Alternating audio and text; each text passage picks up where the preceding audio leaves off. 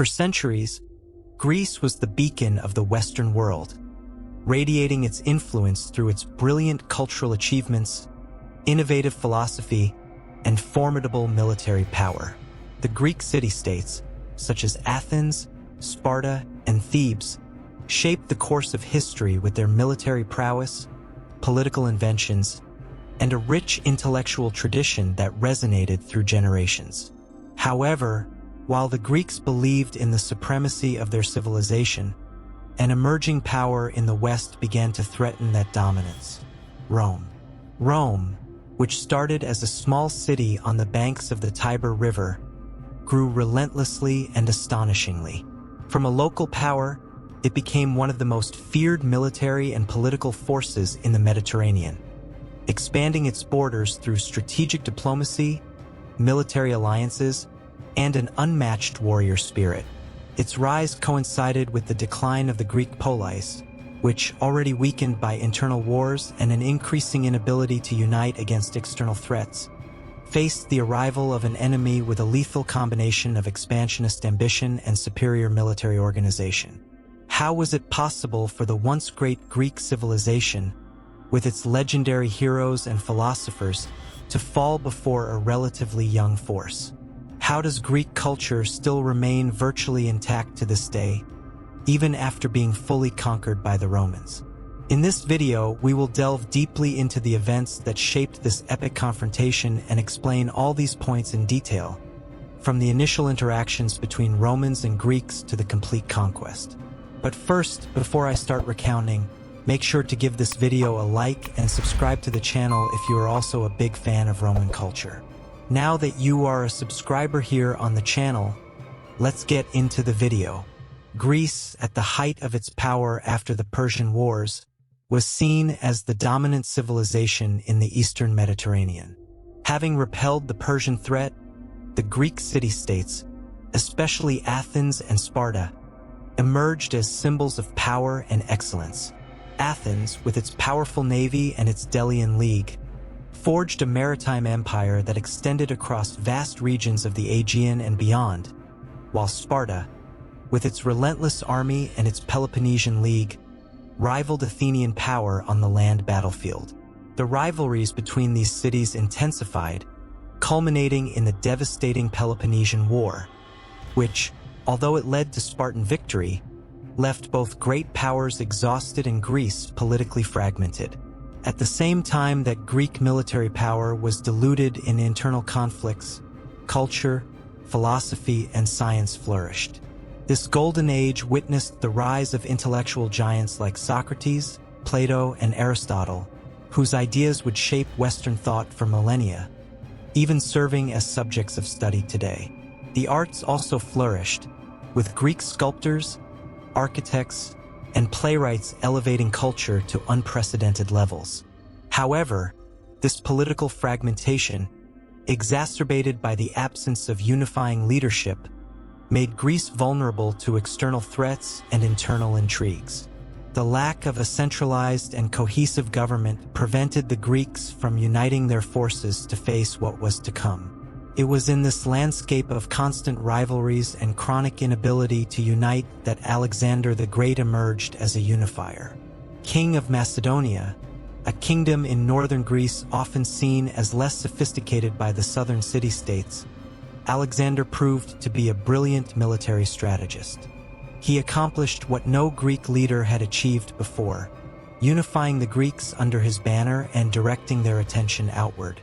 In a series of swift and decisive campaigns, Alexander defeated the vast Persian Empire, expanding Greek dominion into Egypt, the Middle East, and even to the borders of India. His colossal empire not only expanded Greek territory but also disseminated Hellenic culture throughout its extent, creating what we know as Hellenism, a fusion of Greek culture with Eastern traditions that would influence the world for centuries. However, with Alexander's death in 323 BC, his vast empire, lacking a clear heir and with his generals fighting for power, fragmented. The Hellenistic kingdoms emerged: the Ptolemies in Egypt, the Seleucids in Asia, and the Antigonids in Macedonia, among others. These successors of Alexander, while Greek in culture, fought amongst themselves for territory and influence, plunging the Greek world into an era of continuous wars and instability. The internal rivalry and lack of unified leadership further weakened the Hellenistic kingdoms, which, despite their armies and wealth, could not effectively confront the growing external threats, especially the one coming from the west, Rome.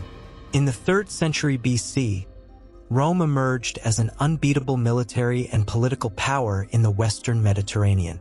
After conquering the Italian peninsula and defeating its archenemy, Carthage, in the Punic Wars, Rome not only secured its dominance over Italy, but also expanded its influence and interests across the Mediterranean.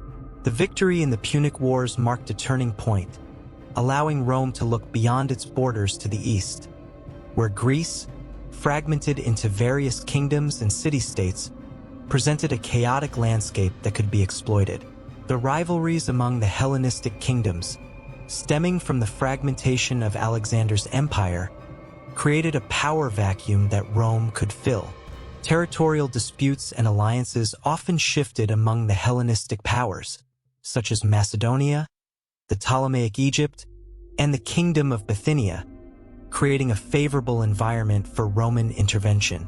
The Romans became increasingly aware of the internal tensions and weaknesses of the Greek city-states, which sparked their interest in possible territorial expansion and influence in the eastern Mediterranean. Rome's first direct contacts with the Greek world occurred during the First Macedonian War, 214 to 205 BC. In this war, Rome faced Philip V of Macedonia, who, seeking to take advantage of Roman difficulties during the Second Punic War, had allied himself with Carthage. The Romans, however, showed that they were prepared to project their power abroad. The war resulted in limited battles but marked the beginning of a broader conflict between Rome and the Hellenistic kingdoms. The Roman victory, though modest, established a precedent and sent a clear message. Rome would not hesitate to intervene in Hellenistic affairs. Meanwhile, Greece, already divided into various leagues and alliances, began to perceive the growing threat that Rome represented. The Greek leaders, no matter how powerful in their cities, were aware that their fragmentation and internal rivalries made them vulnerable to an external enemy. The initial reaction varied. Some city-states attempted to ally with Rome in hopes of protecting their own existence, while others, such as Sparta and Athens, were more cautious, seeking to maintain their independence. The political environment was filled with uncertainties, and inaction could lead to disasters for the Greek cities. Tensions were rising, and the fragility of Greece became evident.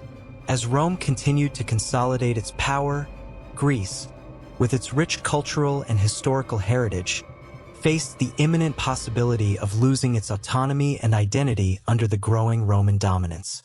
This tension between the two civilizations would only be a prelude to the broader conflicts that would shape the future of the Mediterranean. The true turning point came in the Second Macedonian War, 200 to 197 BC, which became a decisive conflict for the future of Macedonia and Greece. At this moment, Rome was more confident, and in response to the appeals from some Greek city-states that feared the rising power of Philip V, it decided to intervene directly. The Battle of Sinos, fought in 197 BC, was a crucial confrontation where the Romans, led by Commander Quintus Caecilius Metellus, inflicted a devastating defeat on the Macedonians. The Roman victory not only resulted in Philip V's defeat, but also led to the weakening of Macedonian power in the region. Rome proclaimed the freedom of the Greeks, a clever strategy aimed at gaining the support of the city-states and legitimizing its intervention under the banner of liberation and protection, even if, in practice, this meant the gradual subjugation of Greece. The weakening of Macedonia paved the way for the Romans to establish more direct control over the region. However, resistance to Roman domination still persisted. The figure of Perseus, son of Philip V, emerged as a leader seeking to restore the glory of Macedonia and reverse the loss of power.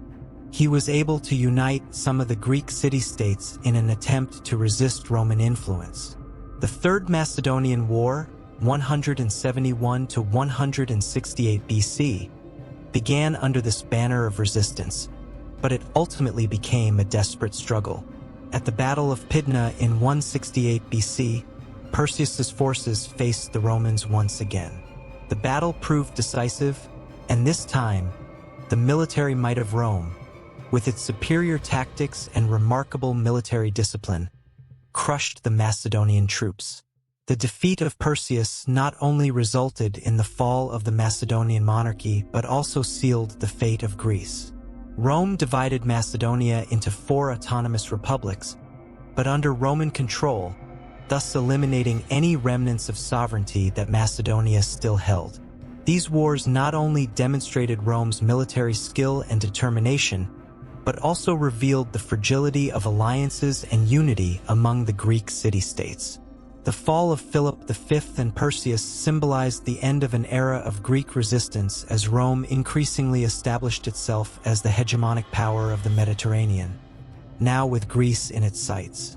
Rome's rise culminated in a dramatic and devastating moment for Greece with the destruction of Corinth in 146 BC. The Achaean League, a confederation of Greek cities seeking to preserve their autonomy and identity, saw Corinth as its power center.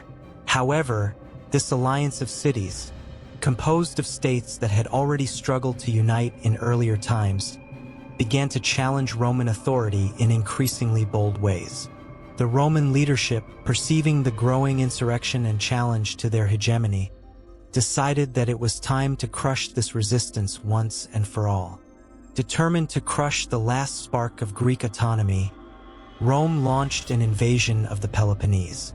The Romans, with their well-trained and disciplined war machine, proved relentless. The cities that were part of the Achaean League lacked the strength to resist a coordinated attack, and the invasion unfolded with speed and brutality. Attempts at resistance were quickly suffocated, and Corinth's leadership found itself in a desperate position. The Battle of Corinth, which took place in 146 BC, became a landmark historical event, symbolizing the end of Greek resistance. The Romans, under the command of Lucius Mucius Scaevola, besieged and attacked the city with devastating fervor.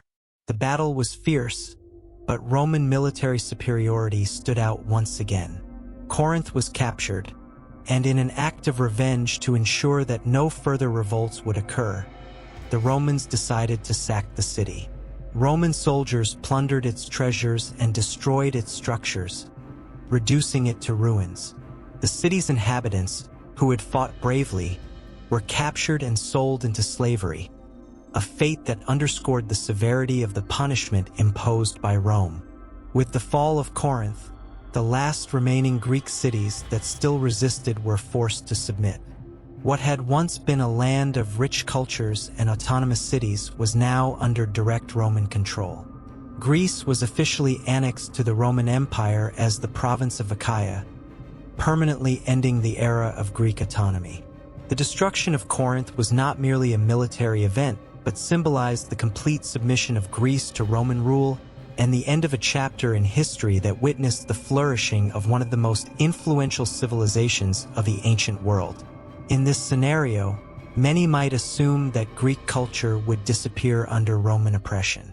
However, the reality proved quite different. Despite military defeat, Greek culture not only survived but flourished under Roman rule. Greece experienced a slow yet significant economic and political recovery. Although political autonomy had been severely compromised, the region began to integrate more deeply into the Roman administrative system, which recognized the strategic and cultural importance of the Greek cities. Roman control brought a new order but also allowed for a resurgence of economic and social activities as cities began to rebuild and re-emerge as centers of trade and culture. Greek cities such as Athens, Corinth, and Thessalonica continued to remain relevant, preserving part of their historical significance as centers of learning and philosophy. Athens, in particular, was revered as the intellectual capital of the Roman Empire. The city not only maintained its legacy as the birthplace of philosophy and democracy, but also became a destination for Romans seeking education and culture. Rome, a civilization in search of legitimacy and prestige, recognized the value of the Hellenistic heritage. The blending of Greek and Roman cultural traditions led to the creation of a new aesthetic and understanding of art, philosophy, and governance. What had once been a competition between two civilizations was now transformed into a rich cultural exchange.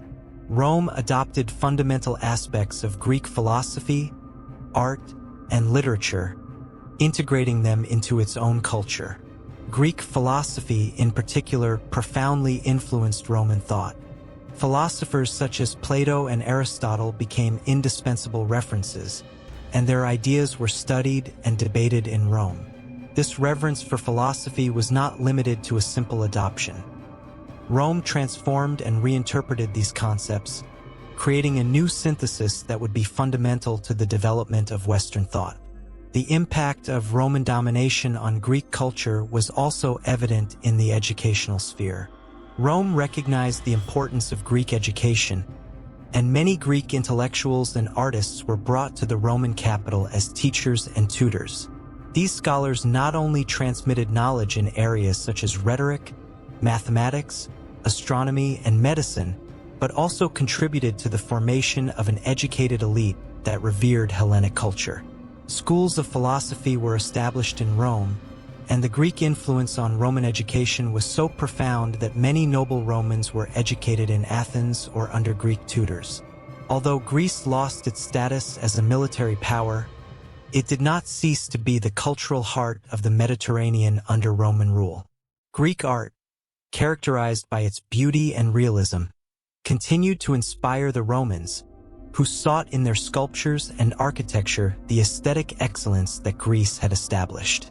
Roman monuments, such as the Pantheon and the Forum, were designed based on Greek aesthetic principles, reflecting the continuity and adaptation of Greek culture.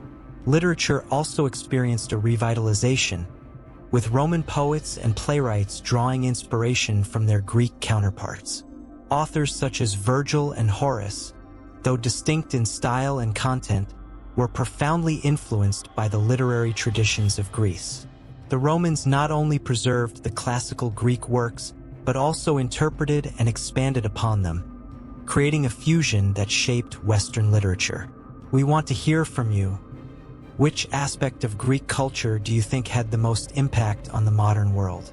Share your thoughts in the comments. Thus, the end of independent Greece did not signify the end of its essence. On the contrary, its culture became one of the pillars of Western civilization, ensuring that, even under Roman rule, Greece's contributions to humanity would continue to be felt and celebrated for generations. The saga of Rome and Greece is ultimately a story of cultural resistance, where the strength of the Hellenic heritage shines through, defying the limits of time and history, and ensuring that the light of Greek civilization never fades. If you enjoyed exploring this fascinating history of Greece and Rome, don't forget to give a like to this video. Also, be sure to subscribe and turn on the notification bell for more content that will take you through the great moments of Roman history. And if you want to delve deeper into this subject, don't miss the next video where I explain how Christians overcame Roman persecution and created the Catholic Church. Click on the screen to continue watching. We hope to see you again in our next exploration.